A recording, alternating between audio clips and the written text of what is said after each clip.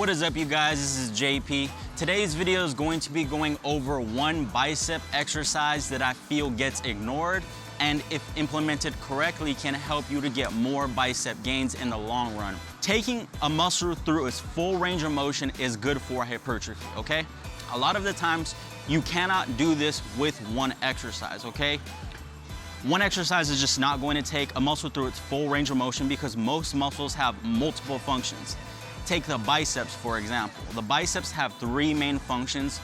The first function is obviously to flex the elbow. The second function is to supinate the forearm. And the third function is to aid the shoulder or the deltoid muscles in shoulder flexion. Now, when you take these three things, you need to contract in three of these things to fully shorten the biceps, and you need to do the opposite of these three things if you want to fully elongate the bicep. These functions cannot be done in one exercise. Again, if you're doing a standard bicep curl, you're not going to be able to get, for example, shoulder flexion during a barbell bicep curl. You can probably try to do that by swinging the barbell up, but it's not very practical and it's not doable. Also, if you want to lengthen the bicep, you're not going to be able to get the bicep lengthened and stretched out, and you're gonna be able to do that by getting shoulder extension, getting the arm behind the body. You're not gonna be able to do that with a barbell bicep curl. It's just not gonna happen, okay? An easy fix for this is just to use multiple exercises, okay? For example, a spider curl is a good option to fully get the biceps in a fully shortened position. And there are other exercises to get the biceps in a fully shortened position, and you can do that with different muscles. Now, today I'm going to be talking about the dumbbell reverse curl on an incline bench, okay? Now, again, thinking of the three main functions I said of the bicep, you want to do the opposite of those functions if you want to fully elongate the bicep. So again, if you want to fully elongate the bicep, instead of elbow flexion, at some point in the exercise, you want to get full extension of the arm. So that's one thing you got to do, full extension of the arm. The second thing you also have to do is you want to get extension at the shoulder. So you want to get the arm back behind the body. The third thing that you want to do is you want to get the forearm in a pronated position or palms down. You need to do these three things simultaneously, all at the same time, if you want to get the bicep in a fully lengthened position, okay?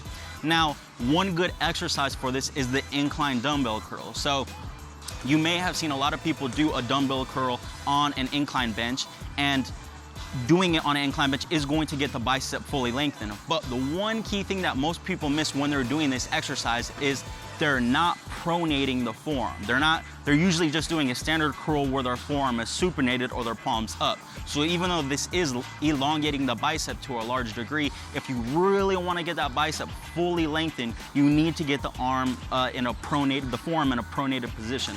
And what's better to do this than a dumbbell reverse curl? This is just a curl where your palm is down and your arm's pronated, and you do curls from that position. So at the bottom of this exercise, you're going to have extension at the shoulder, you're going to have extension at the elbow, and you're going to have pronation at the forearm.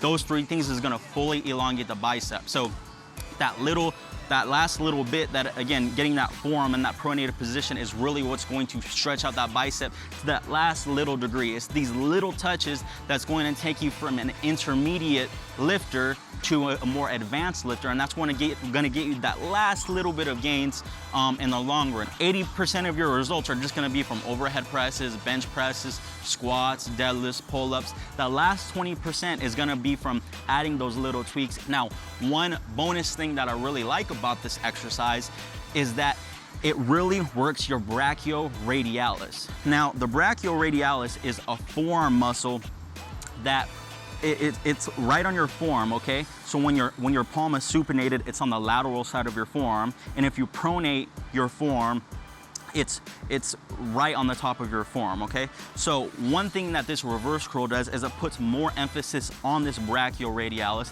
and this is gonna give you the illusion of a bigger arm. Most people, they do not do reverse curls. If you look at your workout program, I bet a lot of you watching this do not do reverse curls.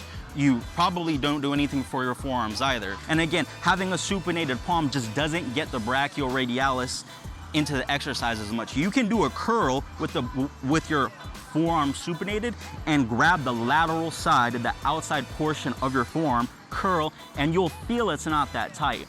But if you pronate your forearm, squeeze your forearm, and then curl, you're gonna feel this big meaty chunk right here, which is your brachioradialis. It's gonna contract and become a lot tighter when you do curls from that position. So again, the emphasis on the brachioradialis and the lengthening of the bicep is going to help you get more arm gains in the long run, more bicep gains. It's these little tweaks, again, that take someone from an intermediate lifter to an advanced lifter. If you guys have any questions, comments, leave them down below. I'll see you guys in the next video. Peace.